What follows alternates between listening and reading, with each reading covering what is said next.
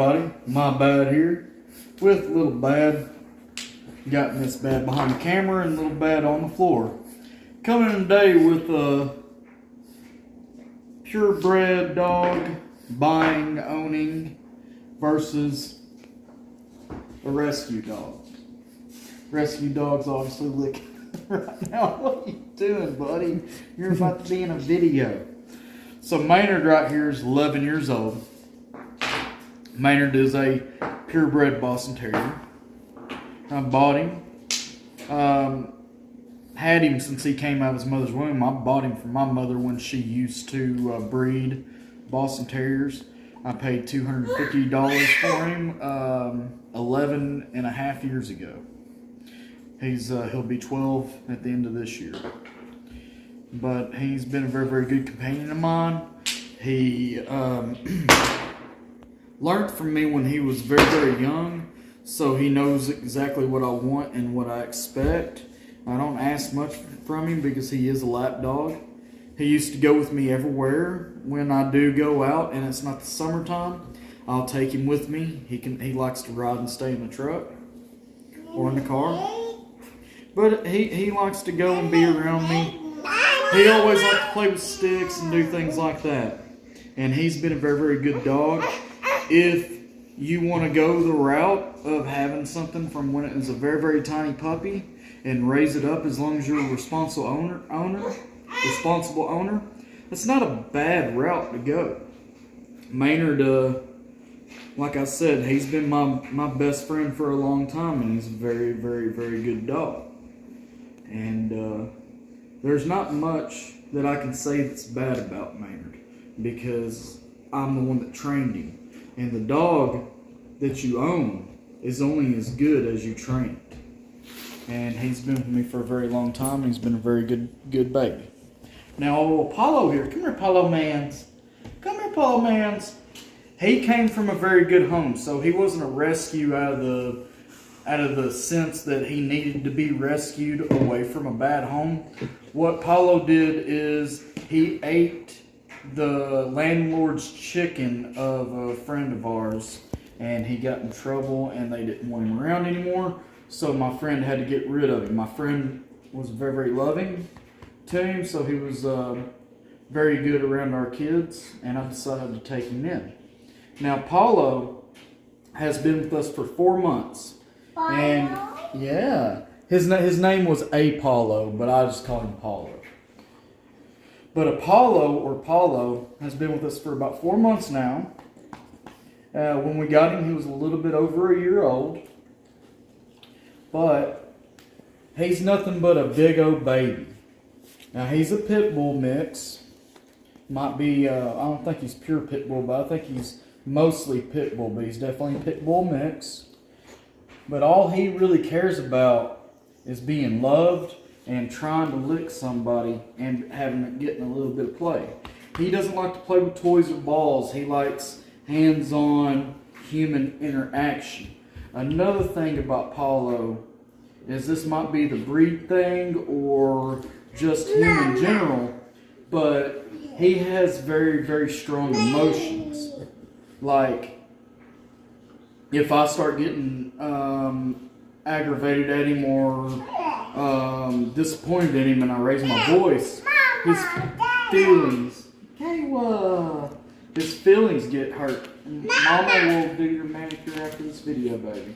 His feelings get hurt, and he'll go to his safe spot, which is his cage and hide.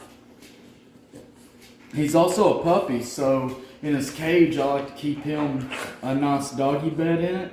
And he already tore up one, and he's in the process of tearing up the second one, which was a very, very tough, expensive doggy bed. So I don't know if I'll get him another. I might just throw a bunch of smaller, cheap ones for him to go through and destroy. And maybe a plush fleece blanket or something. Maybe that'll hold him down next time. But I don't think I'll be spending another $60 on a doggy bed for him to tear up within 2 weeks. I love him though, and he's a good dog. I got him so my wife and my kids would feel safe with him in the house. Now saying that, his instincts might kick in and protect the family, but he also goes straight up to people, and they might be scared at first, but he's going over there strictly for attention and petting because he's a very loving dog. I don't think that he's ever attempted to bite anybody in this world. He's never done anything bad to Maynard, and some pit bulls have that attitude where they don't like other animals as much. Apollo, I don't think he'd hurt a fly. This dude is just a baby, a gentle baby, and all he wants in his life is this right here, this love and affection and attention. So this rescue did not cost me any upfront money. It was given to me. And like I said, the family that gave it to me, I knew them very well. I've known her for over 20 years. And I know how she treats dogs. And she knows how I treat dogs as well. So she was okay with me taking him. She wanted him to go to a good, loving home. And we've got 10 acres for him to roam around. They got their own fence. We're well off the beaten path away from, highways and everything. And my wife and kids wanted a bigger kind of guard dog, something that might look scary but isn't scary. And he definitely fits the bill. I mean, if you could see these teepees right here, that can look very, very scary. But he would never use it on my kids or on me or on my wife. Once again, you can see this. Come here, Paulo. You want to give me kisses? Come here, Paulos. You want to give me kisses?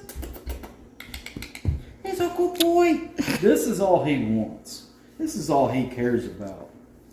And if you're good to your dogs, this is what you can expect. Now, you can also train them too. Be a little bit more protective, or you can train them to do some very, very bad stuff. That's not what we're about here, and that's not what our family's about. We want a nice, good house dog, a lap dog, if you will, a baby. And that's what we want our dogs to be. We give them treats, we give them good dog food, and we give them soft dog food in the morning for breakfast, and we give them toys and love and plenty of exercise outside. And that's how we take care of our dogs. So if you're wondering if you should get a rescue dog or a purebred or a bot or a puppy before you get an older rescue dog, there's going to be pros and cons to it. And if you get a puppy with a purebred, you're going to be paying for that one way or another.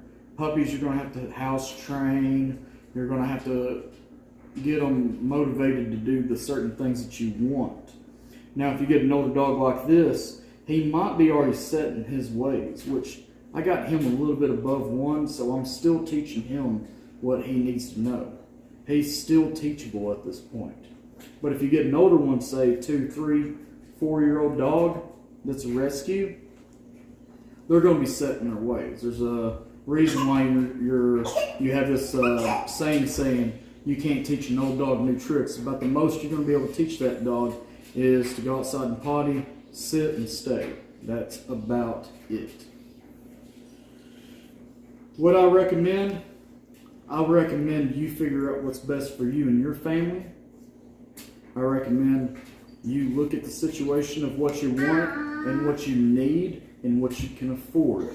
Because if you can't afford this, you don't need it.